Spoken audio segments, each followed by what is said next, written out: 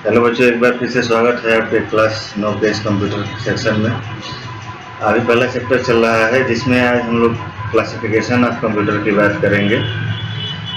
तो शुरू करते हैं। पहला चैप्टर आपको मिला है बेसिक ऑफ कंप्यूटर, जिसमें हम लोगों ने introduction, overview, what is computer और कल जो है कैरेक्टरिस्टिक्स ऑफ कंप्यूटर के बारे में समझा था। इसके बीच की एक कड़ी है क्लासिफिकेशन, जिसको हम आज समझेंगे। जब कंप्यूटर क्लासिफिकेशन किया जाता है वो various type based on historical development, purpose, technology use और स्टोरेज के आधार पर किया जाता है। अगर हम हिस्टोरिकल डेवलपमेंट की बात करें तो हमारे पास 5 जनरेशन उपलब्ध है। First generation, second generation, third generation, fourth generation और फिफ्थ जनरेशन। जैसे जैसे कंप्यूटर का डेवलपमेंट हुआ, टेक्नोलॉजी इनबिल्ट हुई, वैसे वैसे कंप्यूटर के जनरेशन को चेंज किया गया। पर्पज की बात करें तो हमारे पास 2 क्लासिफिकेशन मिलते हैं, एक जनरल पर्पज और एक स्पेशल पर्पज। अगर हम टेक्नोलॉजी की बात कर रहे हैं जो यूज हो रहे हैं आज के डेट में, जो हमारे पास कंप्यूटर चल रहे हैं, किस टेक्नोलॉजी पर चल रहे हैं, तो हमारे पास 3 तरह की टेक्नोलॉजी पर कंप्यूटर चल रहे हैं। पहला है डिजिटल, दूसरा है एनालॉग कंप्यूटर और एक तीसरा टेक्नोलॉजी है हाइब्रिड, जो इन दोनों को मिला करके बनाया गया है। अगर साइज की बात करें तो हमारे पास सुपर कंप्यूटर है, मेन फ्रेम कंप्यूटर है और एक माइक्रो कंप्यूटर है। ये क्लासिफिकेशन है। अब हम शुरू करते हैं डिटेल में। अगर हम आते हैं तो कंप्यूटर जनरेशन की बात करते हैं। तो सबसे पहला जनरेशन 1942 से 1959 के बीच माना जाता है, और जो डिवाइस यूज हुई थी वो है वैक्यूम ट्यूब और पंच कार्ड। ठीक है। कैरेक्टरिस्टिक्स इसके क्या थे? ये मशीन लैंग्वेज को सपोर्ट करता था। मशीन लैंग्वेज क्या होता है? मशीन लैंग्वेज वो लैंग्वेज होती है जिसे कंप्यूटर आसानी से समझ लेता है, यानी कि 0 और 1। अगर 0 1 की और आसानी से बात समझने की बात करें तो वो होता है ऑन और ऑफ। और इसके अलावा ये बहुत ही कॉस्टली था। ठीक है। ज़्यादा से ज़्यादा ये हीट जनरेट करता था, बहुत बड़ा साइज में था, यानी कि समझ लीजिए कि एक पूरा रूम का साइज का ये कंप्यूटर था। और इसके अलावा ये बहुत बिजली भी खाता था। उस समय के जो हमारे सिस्टम के नेम थे वो एनिक थे, एडवेक थे, TBM 701 था।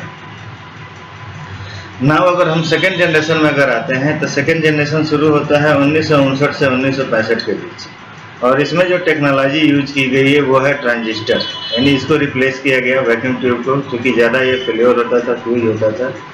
तो बाद में जो टेक्नोलॉजी आई इसने ये क्या किया कि इसको 1932-33 के करीब ये आई थी। ठीक है, वैक्यूम ट्यूब की टेक्नोलॉजी। इसके बाद ये जो है 1959 से 1965 के बीच ये ट्रांजिस्टर की टेक्नोलॉजी का उपयोग किया गया। ट्रांजिस्टर की जो है इसके लिए और मैग्नेटिक टेप का इस्तेमाल किया गया स्टोरेज के लिए। जहाँ यह पंच कार्ड का इस्तेमाल किया जाता था इंस्ट्रक्शन देने के लिए, वहीं यहाँ पर मैग्नेटिक टेप का इस्तेमाल किया गया। अब हमारी बात आती है इसके कैरेक्टरिस्टिक्स की। तो इसमें बैच ऑपरेटिंग सिस्टम का उपयोग किया गया। जहाँ सीधे सीधे मशीन लैंग्वेज थी तो यहाँ पर बैच ऑपरेटिंग सिस्टम का उपयोग किया गया। थोड़ा ये छोटा था, तेज था, ठीक है, और रिलायबल था। रिलायबल मतलब ये जल्दी खराब होता था, लेकिन ये थोड़ा सा रिलायबल था प्रीवियस जनरेशन से। फिर भी ये कॉस्टली बना हुआ था। अगर उस समय की हम कंप्यूटर की बात करें तो हनीवेल 400, CDC 1604 और IBM 7030 थे। इसके बाद रहते हैं हम थर्ड जनरेशन में 1965 से 1975 के बीच में, जिसमें हम IC का उपयोग किया गया। IC मतलब इंटीग्रेटेड सर्किट्स। इंटीग्रेटेड सर्किट्स को आप ऐसे समझ सकते हैं कि मान लीजिए कि कई सारी डिवाइसों के लिए एक सर्किट बना दिया गया, कई सारे काम वो एक ही सर्किट ये कर सकती है। तो ये सर्किट क्या है कि जैसे मान ले रहे हैं कि हमारा कोई कैमरा यूज कर रहे हैं, हम म्यूजिक प्लेयर यूज कर रहे हैं 2 in 1, तो इस सर्किट में हमारे 10 कंपोनेंट की जो है चलाने की क्षमता को सर्किट इसी डेवलप करके विकसित कर दिया जाता था। यानी पूरे बोर्ड को न रख करके एक छोटे से चिप में, जिसे हम लोग IC कहते हैं, उसमें रख दिया गया। अगर हम बात करें कि इस चीज़ को और डिटेल से तो समझने की कोशिश करिए कि जब हमारे पास VCR हुआ करते थे, या पुराने ज़माने के जो भी हमारे ऑडियो प्लेयर या वीडियो प्लेयर हुआ करते थे, तो उसमें जो हमारी सर्किटरी थी इतनी जगह नहीं रहती थी कि आप उसमें एक कागज़ का टुकड़ा भी डाल सकें। बहुत सारे ट्रांजिस्टर रजिस्टर्स वगैरह जो है और जो है बोर्ड वगैरह उसमें पूरी तरह से वायर वगैरह पूरी तरह से ठूस के भरे रहते थे। जब हमारे पास सीडी प्लेयर या डीवीडी प्लेयर आया और जब उसे खोला गया तो देखा गया तो उसमें से सारे तार और उतने सारे जो बोर्ड और ट्रांजिस्टर रजिस्टर सब गायब थे। तो आखिर ये गया कहाँ? ये इसी सर्किटरी में डेवलप किया गया सिलिकॉन पर, यानी कि सारे के सारे बोर्ड की क्षमता जो है इस सर्किट में आ गई। तो इसीलिए हम इसे इंटीग्रेटेड सर्किट कहते हैं। ये इसके अलावा large capacity of disk and magnetic tape, इस सेकेंड जनरेशन में जो है मैग्नेटिक टेप और डिस्क का उपयोग किया है, जिसके कारण उसकी स्टोरेज क्षमता में बढ़ोतरी हुई।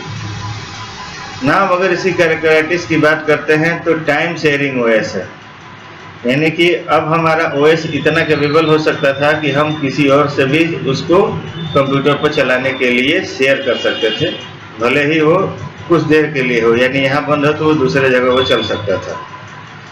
ये इससे तेज था, स्मॉलर था और रिलायबल था और चीपर यानी सस्ता भी था और इजियर टू अपडेट, यानी इसे आसानी से अपडेट भी किया जा सकता था। यानी अगर कोई कंपोनेंट इसका बदलना है, मान लीजिए हमारे पास ऑडियो प्लेयर के लिए कोई हार्डवेयर एक अच्छा सा आ गया तो हमारा सीधे कार्ड वो निकाल करके वो चिप निकाल करके दूसरा जो है आईसी उसमें लगा करके हम उसे अपडेट कर लेते थे। इस जनरेशन के जो कंप्यूटर थे वो है IBM 360, 370 और CDC 6600, PDP 8/11 थे। फोर्थ जनरेशन आता है 1975 से 1988 के बीच, जो कि आज भी समझ लीजिए कि कई सारे कंप्यूटर चल रहे हैं उसी फोर्थ जनरेशन पर है। इसमें जो है आईसी जो है कई सारे सर्किटरी से एक चिप पर डेवलप कर दी गई, जिसे हम लोग माइक्रो प्रोसेसर कहते हैं। यानी इसकी टेक्नोलॉजी को और ब्रास्ट किया गया और VLSI टेक्नोलॉजी यूज की गई, यानी कि वेरी लार्ज स्केल इंटीग्रेशन, जिसके कारण कई सारे सर्किटरी से जो है इस पर डेवलप की गई और ये जो चिप थी वो अकेले पूरे कंप्यूटर को चलाने की क्षमता रखती थी। यानी कि input devices, output devices, processing वगैरह, मेमोरी वगैरह सब कुछ आप इसी चिप में हमको मिल जाता था। नाउ नेक्स्ट टेक्नोलॉजी इसमें जो यूज आया वो है सेमीकंडक्टर मेमोरी, यानी कि जो आप रैम यूज करते हैं, यानी मैग्नेटिक टेप पंच कार्ड से होते हुए हमारे पास एक बहुत अच्छा जो है टेक्नोलॉजी मिली, वो है सेमीकंडक्टर मिला। और इस सेमीकंडक्टर के कारण क्या हुआ कि जो उसमें डाटा था वो इसके कैपेबल यानी इलेक्ट्रॉनिक स्पीड से इसके साथ मैच कर गया और वो कंप्यूटर वेरी फास्ट, जिसके कारण कंप्यूटर की प्रोसेसिंग बहुत तेज हो गई। इसके अलावा सेकेंडरी स्टोरेज के तौर पर जो है हम मैग्नेटिक टेप और फ्लॉपी ड्राइव का प्रॉपर्टी का हम उपयोग करते रहे, जो कि पोर्टेबल थी। पोर्टेबल के कहने का मतलब कि हम अपने कंप्यूटर से डाटा दूसरे कंप्यूटर में निकाल करके ले जा सकते थे, यानी कि ये मैग्नेटिक टेप या फ्लॉपी ड्राइव किसी कंप्यूटर में से लगा करके डाटा लेकर के हम दूसरे कंप्यूटर में ले जा सकते थे। उस ज़माने में IBM वगैरह जो है फ्लॉपी ड्राइव बनाया करती थी। 1.4 MB का डाटा इसमें रहा करता था। अब इसकी कैरेक्टरिस्टिक्स की बात करते हैं तो मल्टी प्रोसेसिंग था, यानी कि एक साथ कई सारी चीज़ें आप प्रोसेस कर सकता था। इसके पहले जो काम एक साथ आप कंप्यूटर पर कर रहे हैं वो केवल एक ही रहता था। GUI OS यानी ग्राफिकल यूजर इंटरफेस आपको मिल गया। इसके पहले कैरेक्टर यानी कि सिर्फ अक्षरों में ही आप कंप्यूटर से इंटरफेस करते थे। इसके बाद ऑब्जेक्ट ओरिएंटेड प्रोग्राम इसमें डेवलप हुए, जावा और कई सारी प्रोग्रामिंग C वगैरह का जो है इसके साथ जो है फास्ट टेक्नोलॉजी होने के कारण इन सब प्रोग्रामों का अस्तित्व में आना संभव हो पाया। स्मॉल था, छोटा था कंप्यूटर और अफोर्डेबल था, यानी हर कोई व्यक्ति अब इसे खरीद सकता था। इजी टू यूज़, मैंने चलाने में भी आसान था और अपडेट करना भी इसके लिए आसान था। एप्पल है, ठीक है, वैक्स 900 है, कराई 1/2 है, कुछ उस ज़माने के ये कंप्यूटर है। अब फिफ्थ जनरेशन टेक्नोलॉजी में आ जाइए। फिफ्थ जनरेशन की हम टेक्नोलॉजी यूज़ करते हैं 1988 से लेकर के अभी तक, जिसमें आपका जो है AI भी है, IC जो है और अल्ट्रा लेवल स्केल पर जो है इंटीग्रेटेड होने लगी। Large capacity of hard disk आने लगे, राइट सपोर्ट होने लगा। ऑप्टिकल डिस्क जो है पोर्टेबल रीड एंड रोड, जैसे हमारा DVD है, CD है, इसके लिए यूज होने लगा।